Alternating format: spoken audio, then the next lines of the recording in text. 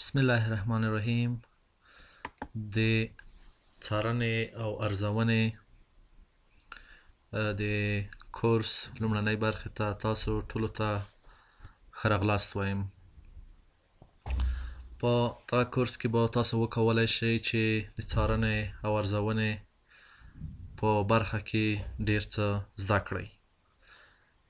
د نن ورځې لپاره موږ ځینې اساسي شیان چې په څارنه او ارزونه کې په کار راځي په دغه برخه کې ځای په ځای کړي دي. د دغه کورس د تکمیلۍ په نتیجه کې به یا د بشپړېدو په صورت کې به تاسو وکولی شئ چې د پروژې یا پروګرام لپاره د څارنې او ارزونې سیستم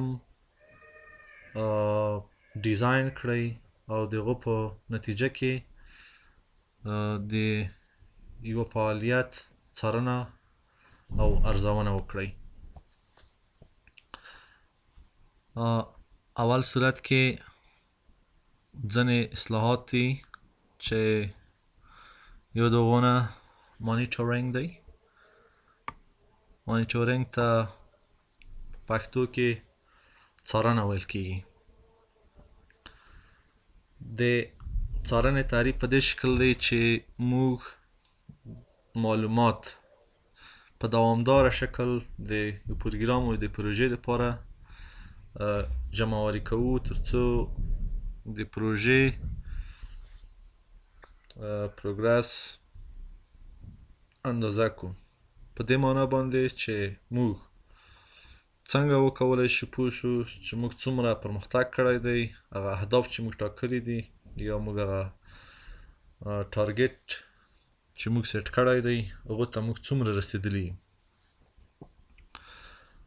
او دوهم اصطلاح چې په ایمینی کې یا هغه د ایوالیشن یا ارزیابي ده. ارزیابي د یو ریویو ده په اصطلاح باندې، په دو خاطر باندې چې موږ د یو پروګرام یا د پروژې هغه ارزښت معلوم کړو چې څومره ارزښت لري، څومره ارزښتمنه ده دغه. یعنې دا په دې باندې ارزي چې مثلا موږ دا پروګرام مخته یوسو یا په پروګرام کې تغییرات راولو یا په خپل کوم ټارګټ چې موږ سیټ کړی دی، هغه کوم هدف چې موږ تعیین کړی دی هغو ته موږ رسېدلي یو که نه یو رسېدلي، یا که رسېدلي په څومره قیمت باندې رسېدلي یو، د قیمتونو په مناسب قیمت دي، آیا موږ خپلې منابع سمې صحیح استفاده کړي دي که نه دي استفاده کړي. او نو د مانیټورینګ اینډ ایوالیشن دا دواړه یو ځای کې استفاده کیږي، ولې دی جدا جدا فعالیتونه دي او یو په بل سره ډېر توپیر لري. درېیمه اصطلاح چې موږ تاسو ته هغه ډیټا ده. ډیټا چې ته ویل کېږي، ډیټا د معلوماتو یوه ټوټه ده او کیدای شي کمي وي یا کیفي وي. صرف اوس دومره زده کوو، بیا په ډیټا باندې خبرې کوو چې موږ ډیټا څنګه جمع آوري کوو، ولې ډیټا جمع آوري کوو. د ډیټا ټولول هم د څارنې لپاره او هم د ارزیابۍ لپاره مهم دي، ځکه بدون د دې نه موږ نشو کولی چې تجزیه او تحلیل وکړو، یعنې هغه خپل کوم کار چې موږ تاسو کړی دی یا په څارنه کې یا په ارزونه کې هغه تحلیل کړو.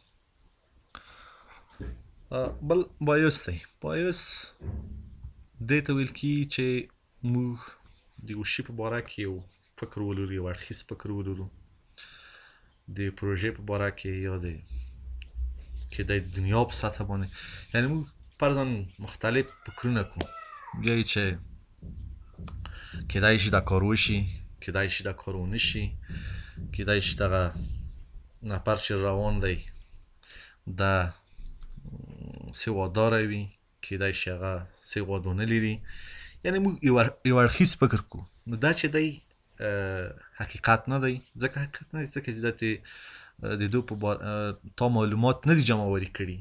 نو چې کله ته معلومات جمعواري کې او ته بیا باعث موږ نه ویل شي ویل کړی او باعث فقط صرف یو اړخیز قضاوت په حساب باندې. نو دو ته باعث دی.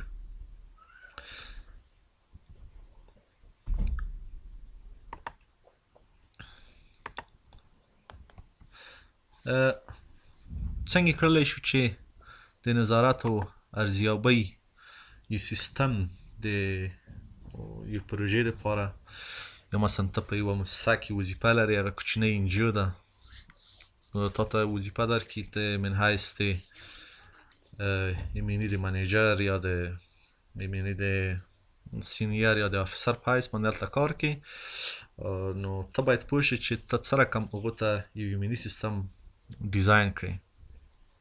په لومړي سر کې باید تاسو د خپل د پروژې کوم هغه چې دی د کوم اهداف چې ټاکلي دي هغه باید په غور سره مطالعه کړي، په هغو باندې پوه شي چې د دو پروګرام یا د دې پروژې هدف څه شی دی، یعنې د څه دپاره تطبیق کېږي دا پروژه. اول باید دا وپېژنئ چې په دو ټولو باندې بیا به یو په یو خبرې کوو. اوس صرف دومره زده کوو چې اول چې کله ایمني سیستم موږ تاسو ډیزاین کوو، مهمه خبره دا ده چې پوه شو چې زموږ د پروژې اهداف څه شي دي. په دویم قدم کې په دې باندې باید پوه شو چې موږ کومې کړنې نظارت کوو. دا ډېره مهمه ده چې کومې کړنې موږ تاسو نظارت کوو، څه شی اندازه کوو، کومه کړنه اندازه کوو. مثلا چې کله د دو په دې باندې هم پوه شوې، په اهدافو هم پوه شوې، په دې باندې هم پوه شوې چې څه شی موږ تاسو اندازه ګري کوو، یعنې څه شی باید موږ میژر کوو. بیا باید دریم سټیپ کې موږ تاسو باید هغو ته ټولز ډولپ کوو په حساب باندې، لکه فورمونه، مثلا لکه ټولز نه دلته هدف ده لکه فورم، لکه چک لیست، مثلا لکه مختلف فورمونه شول، هغه موږ تاسو باید جوړ کړو، ډولپ یې کړو، او هغه مربوطه انډیکیټر چې دي هغه باید مثلا په همدغو فورمو کې ځای په ځای شي او د هغو دپاره ډیټا ټوله شي. او څلورم سټیپ چې دی دا هم ډېر مهم سټیپ دی. په دو کې مطلب دا ده چې د موږ د ټیم ممبر به موږ مثلا ایمني کې ایمني یو غټ ټیم وي یا یو وړ ټیم وي، حداقل یو ارګنایزیشن کې ایمني منیجر وي، سینیران لري، هغه افسر لري، فیلډ مانیټر په حساب باندې لري. د ټولو وظیفه چې ده، ځینې مثلا ډیټا جمعواري کوي لکه فیلډ افسران شول، مثلا ځینې هغه منیج کوي یا اداره کوي په حساب باندې په ډیټابیس کې چې کله ډیټا انټر کړي. ام آی سیستم چې موږ تاسو ورته وایي، وروسته د هغو نه چې کله ډیټا ایستل کېږي، اکسټراکټ کېږي، بیا انالایز کېږي، مثلا په دغو نه مختلف چارتونه، دغو نه مختلف ګرافونه جوړي، او هغه چارتونه او ګرافونه بیا مثلا په راپور کې اچول کېږي چې یوز اف ډیټا دی، مثلا په هغو باندې تصمیم ګیري کېږي چې دا هم ډېر مهم دی.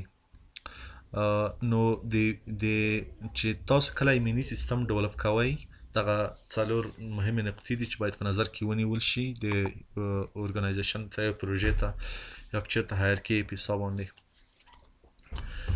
اوس یو مثال ورکوم.